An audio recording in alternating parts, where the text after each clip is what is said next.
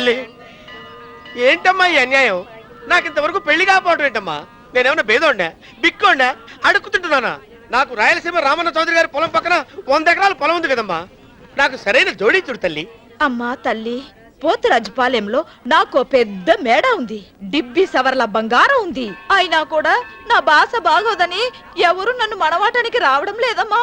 మొట్టమొదటిసారి నీ గుడికి వచ్చా. నాకు పెనువిట్టి దొరికేటట్టు చెయ్యి. అలాగ చేస్తే నీ డిప్పిలో 30 రూపాయలేస్తా.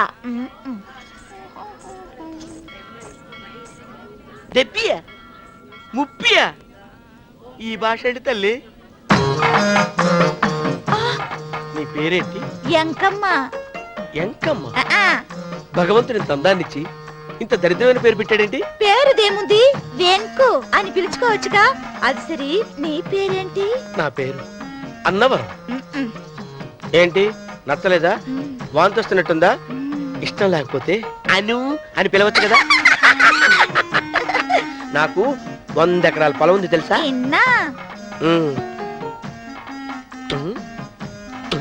ఏంటి? నన్ను పెళ్లి చేసుకుంటావా? మంగళారం నన్ను చూసుకోవడానికి పోతిరాజుపాలెంలో ఓ పెద్ద మేడ ఉంది కదా, అక్కడికి రా. మిగతా విషయాలు గుళ్ళో మాట్లాడుకుంటే ఏం బాగుంటది, అక్కడ మాట్లాడుకుందా. వస్తాను.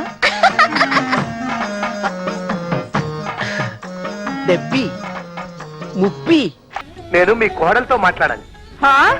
ఎంత ధైర్యం నీకు?